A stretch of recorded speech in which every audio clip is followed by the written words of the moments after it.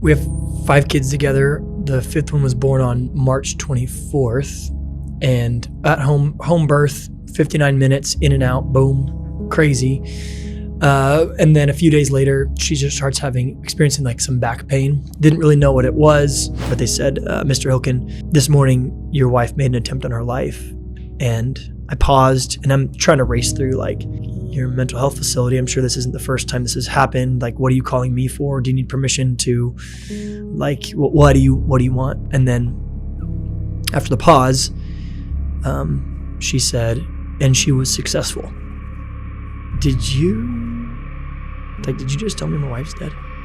March 29th of 2021,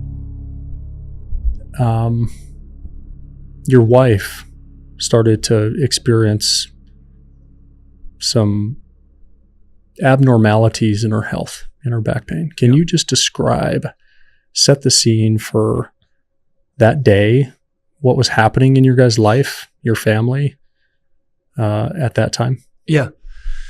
So we have 5 kids together. The 5th one was born on March 24th, and at home birth, 59 minutes, in and out, boom, crazy.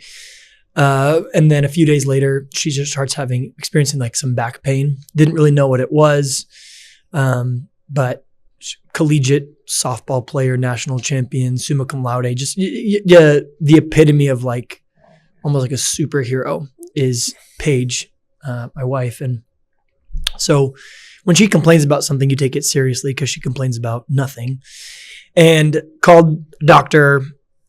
She was like trying to sleep sitting up. It was really strange. So she wasn't getting a lot of sleep. And so the doctor said 99% chance she strained something in labor. You guys gave birth in a tub in the corner of your bedroom. Probably that. 1% chance it's called a pulmonary embolism, that a lot of the times women in labor, or especially after having multiple kids, you can get a blood clot in your leg and it travels to the lungs, but can manifest as back pain. So he's like, let's just check it off the list. Come on in, let's check it out. So went in, and then sure enough, it was a pulmonary embolism. And what I didn't know is that a few of the people that Paige was following on social media had recently fallen victim to pulmonary embolisms and passed away. So I think the statistics are something around 25% of everyone who has a pulmonary embolism doesn't know until they're dead. It just takes them, almost like a widowmaker heart attack would. And those who do discover it, you want to move quickly because you got to thin the blood, or else you could have a total stoppage and bad stuff happens. But, she was pre-med, bio major, organic chemistry, whatever. So she understood what was going on, but I've been following these people who had just basically fallen prey to this exact same condition. And so it just kind of took you aback, right? You've got 5 kids. We're living in our home. We've got, a great community around us. And it was like our life's kind of complete. We talked about 5, maybe adopting a 6th or a 7th, and then in a moment, it was like this almost was stripped from you. And so it kind of sent her in this, a bit of a miniature spiral at the time of the doctor came in and said, I'm glad you're here. Like, glad you came today. If you hadn't, there's a chance that this could have progressed into something. You might not be here next week if you hadn't gotten this fixed. And he meant it as like a praise God, like what a cool moment that you came in instead of ignoring it. But what she took it as is like, you were a coincidental yes away from being dead. And so it just kind of stuck with her of, wow, I was that close. And so she tried to go to sleep the next night, but that adrenaline is running so heavy about how close she was to dying. So she has this moment experience of panic. She feels her heart fluttering, thinks that this is her heart giving out, because pulmonary embolisms, and they break loose from your lungs, go to your heart and kill you instantly. So she felt her heart kind of pattering and didn't know what to do, thought she was dying. So wakes me up, wants to say goodbye to the kids, thinks this is it. She's dying right now. And call the doctor, emergency services, everything else like that. Find out she probably has a cardiac infarcture is what it's called. A deoxygenated part of your heart, but it can feel like a fluttering heart or maybe even a heart attack. Get it all checked out. But it was so scary that she had that sensation while falling asleep, that sleep and death began to almost hold hands in her brain. If I fall asleep, I'm going to die. So she stopped sleeping. She just, the same brain power that she had that made her a national champion softball player and graduating summa cum laude at the age of 19 from Concordia University, was now working against her and going, oh, you can't fall asleep or you're going to die. So that became her narrative. If I fall asleep, I'm going to die. Didn't make any sense, but we kept going back to the emergency room day after day because she just wasn't sleeping. I think it was 10 days straight. She didn't sleep a wink. And then somewhere in that process, if you know anything about sleep deprivation, hallucinations start, but then your brain begins to become rewired and synapses that are strong become weak, synapses that are weak become strong. You can reverse very normal life functions, like, and hers was self-preservation. So instead of us, where we naturally are afraid of and move away from like self-harm and pain and stuff, her brain was kind of convinced that, oh yeah, this is a normal part. This is what I need to do. Or it was hard to explain sometimes, but feeling like she was having suicidal ideation and thoughts of self-harm. And this is someone who had never struggled with mental health issues, had never struggled with depression, anxiety, any of those things, didn't even understand them. And now we're going to mental health facilities and checking her in inpatient facilities, outpatient facilities, all those things. Medicine, trying this and that and the other thing, SSRIs and whatever we can to try to get her better. And a series of events took place that you just started to really recognize the mental descent and increasingly strange behavior. And again, we're trying to I've got 4 other kids and I've got this newborn, and she was always very holistic. So, but she couldn't breastfeed because she was having to get these shots for the blood thinners and everything. And so it was like all of a sudden I was living with someone that I loved. You have this history with them, but then you don't recognize them because they don't think like themselves. And basically the way the doctors put it, she did some brainwave optimization therapy where they take scans of your brain, and they talked about something almost like a trauma line that I'm not going to get the numbers perfect, but it's similar to this. It's been a while, but you and I, depending on what we've been through, and you've been through stuff, right? And but pre all those things going through, the average American's trauma line number reads at like a 4 or a 5, which is fairly insignificant.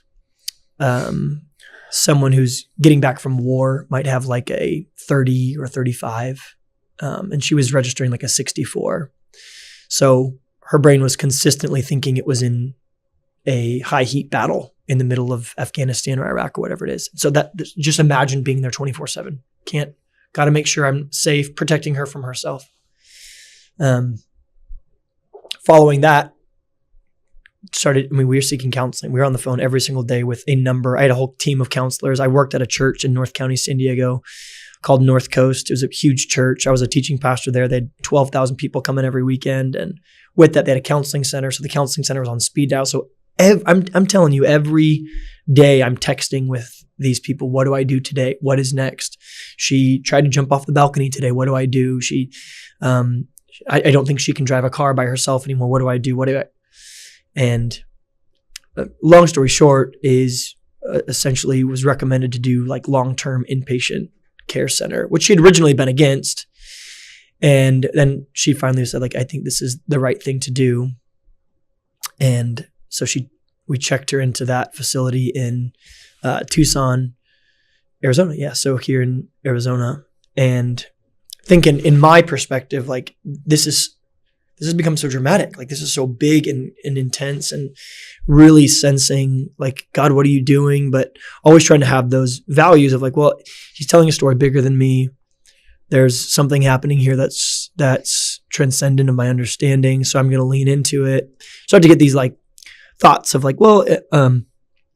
there, as a pastor, there's a mental health stigma in the church. So maybe God's going to use this to redeem it. And all of a sudden her and I are going to go around and tell people about eliminating mental health stigma in the church, and that there's a time and a place for casting all our anxieties on God, for sure. The scripture is very clear about that. And also moments where your brain betrays you and your chemistry, you need help with what's going on. It's just the whole nine.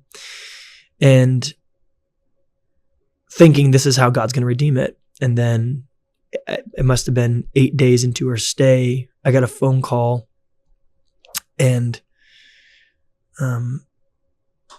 it was her phone number. My parents were visiting to drop off the dog that we had left in Bakersfield. They were dropping her back off with us, and we were living in San Diego, so they drove down early in the morning, and I get a phone call like I did it every day at 10 o'clock from her, somewhere around that time, from the facility that she was in, downloading about the day. You know, the day before I'd taken all 5 kids to Costco, thought I was just the king of the world. Like, I did it, you know. So she calls and I'm going to download about the day. And then it's like, Mr. Hilken. I was like, well, that's not Paige. So it was like a lawyer, psychiatrist. And again, these details can get kind of fuzzy over the years, and then like her personal doctor that had been overseeing her at the clinic. And it might've been the president of the organization, someone, but they said, Mr. Hilken, this morning, your wife made an attempt on her life. And I paused and I'm trying to race through, like, does that mean she gets kicked out of the program? Is that, you know, like your mental health facility? I'm sure this isn't the first time this has happened. Like, what are you calling me for? Do you need permission to, like, what do you want? And then after the pause, she said, and she was successful. And to this day, I just flabbergasted at why you would use that sort of vernacular, that sort of language. But then I had to piece part A and part B together, right? Like, this morning, your wife made an attempt on her life and she was successful, which is obviously like it's a very backwards way of understanding. And so there was nothing else to do except to kind of reiterate, did you just tell me my wife's dead? And like, that's like that's just that, like, that's like that virile, like very deeply seated primal, it just felt fear. That phrase, they talk about like secondary grief, but even like secondary trauma in that moment, like what races through your mind. You were talking about this earlier, like with your wife, of like, you instantaneously begin to process things. And I was like processing it with them for some reason. I was like, how am I going to tell her dad? Like, how? I've got 5 kids downstairs. My oldest kid my kids are 6, 4, 3, 2, and newborn. And now I'm going to what? Like, walk downstairs and what? And so I just kind of collapsed on like a pile on the floor of my son's room where I get this information, and go downstairs, and my parents are there, and my brother's there, and his sister, because they're visiting because my parents are down. And I set the kids upstairs, and my dad knows something's wrong, and he just goes, Christopher, what? Christopher, what? What's going on? And it was hard to say her name. I just said, she's dead. And he goes, who's dead? I said, she died. And she says, who died? I said, Paige is dead. Like,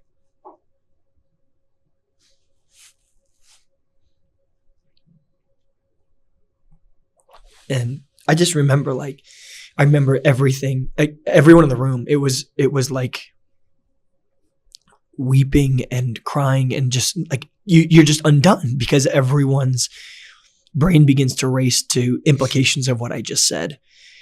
Because you have just the missing of your friend and your lover, and my mom's daughter-in-law, and my father's daughter-in-law, and my brother's sister-in-law, and everything. But then you have the secondary things of like, what, I just remember yelling in that room upstairs after all this, just like, are my kids going to be okay?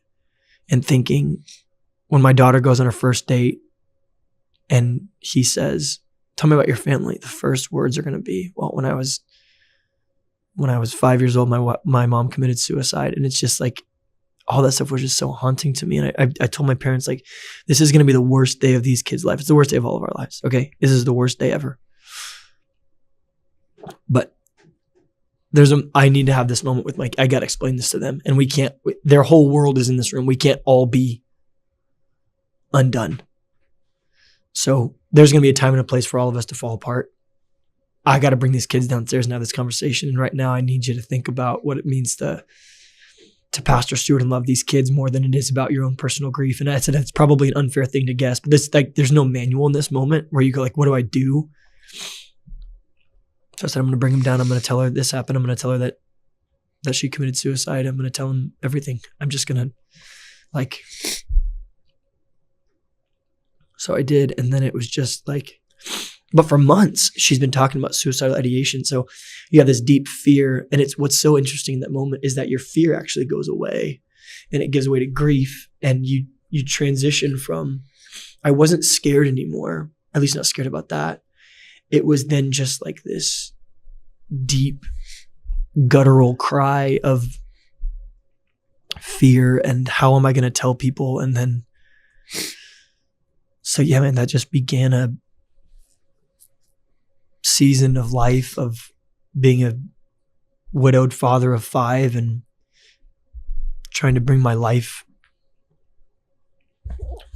back together. And what does this mean for me? And just a wrestling match with the King, with God, and going like, how? I mean, like, yeah, I guess forgive my honesty, but like, if someone's a murderer or something, like, you take them, you don't take her, you know, like I'm a pastor, I'm teaching the word of God. I'm a professor of systematic theology. And like, why just such anger, man. And when you read in the Psalms, you find biblical authors who experience and express these imprecatory psalms of like,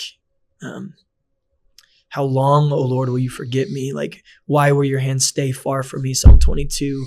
Why, my God, why have you forsaken me? Why are you so far from saving me, so far from hearing my cry? And it's like all those things just came rushing back to me. And I remember playing worship music. I just felt like I got 2 options. I've got God as I knew him, which is, you're going to keep me safe and fix me, and you're going to fix my wife. You're going to give her back to me. It's the request of a righteous man. Is what the scripture talks about.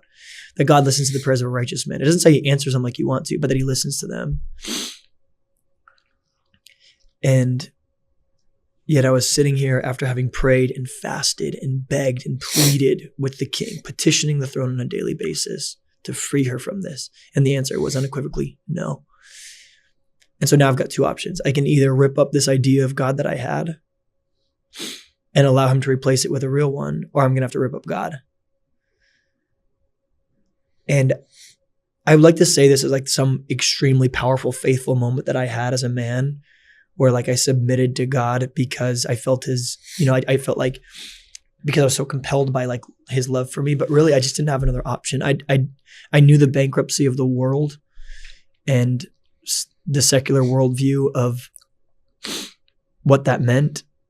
And so I leaned back into Jesus, just going, dude, I've got nothing. I don't have anything else. I don't have anything else to turn to. Everything else is shaken. Every identity that I once had is now kaput. And so I just kind of pleaded with like, God, if I'm going to need you to rebuild my paradigm of who you are, and it can be raw and unfiltered and messed up, because the copacetic, sanitized version of you is dead. The one that doesn't let anything bad happen to people, that responds to request in the manner worthy of, I'm not asking for a Lamborghini. I'm asking you to not let my wife die.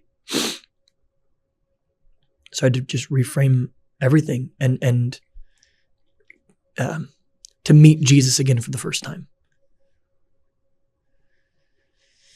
And that's the only reason I'm here, is kind of falling headlong into letting Jesus explain who he was in a way that was realer and more colorful and beautiful and than he ever was before. And so that was July 31st of 2021. And that was a season then of just, I would see it now. I would understand it now as depression. I didn't understand it then, because so many of the hallmarks of depression weren't available to me. Like, you stay in bed all day. Well, how am I going to do that? I got 5 kids. So I was compelled to resist those things because I didn't have a choice, right? Like, and I think sometimes as men, it can be helpful to go, oh, great, I don't have to ask myself, do I get up today? It's like, if I don't get up, my baby doesn't eat. Yeah. If I don't get up, no one makes them breakfast. If I don't get up, the bills don't get paid. So it's like, and just to then had a long season of didn't work for a year and a half because the church that I was at literally just said, you just be a dad and help these kids recover from this. And when you're ready, you can start working again, but we're going to pay you as if you'd never stopped working. So I just saw the church come together in a really beautiful way. Yeah. And with all those things playing in tandem, I don't know what would have become of me or anything else, but that's that journey and that trauma and that grief and feeling like you're taking it one day at a time. And then you look back and all of a sudden it's been 2 weeks and then 2 months, then 2 years. And when I start talking about it, it becomes as fresh as that day again. I remember, I can smell things again, and I remember the not eating for a week and my mom trying to trick me into eating food. And that's why when I tell my story in an avenue like this, I think a lot of people are wrestling with like, how could God be real or good or loving and X, Y, and Z happen? And it's so interesting that that's the first emotional response I had was there must not be a God, or if he is, he's not one worthy of my worship.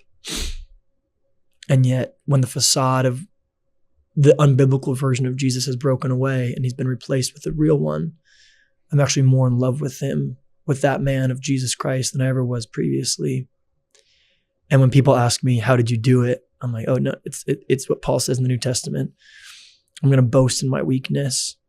Jesus speaks to us through the scripture and says, my grace is sufficient for you, for my power is made perfect in your weakness. Therefore, I'll boast all the more gladly, so that he can be known even in the midst of my suffering. For I do not consider the present sufferings worth anything compared to the surpassing worth that is found in Christ Jesus. And those are just words on a page until they become reality. It's theology until it becomes practicality. But this, dude, it's reshaped my whole life. And I miss her every day. And that's how I got here. It's a story of God's heroism in the middle of my faithlessness is my story, but still just kind of taking it one day at a time. Amazing. I mean, look, it's first of all clear that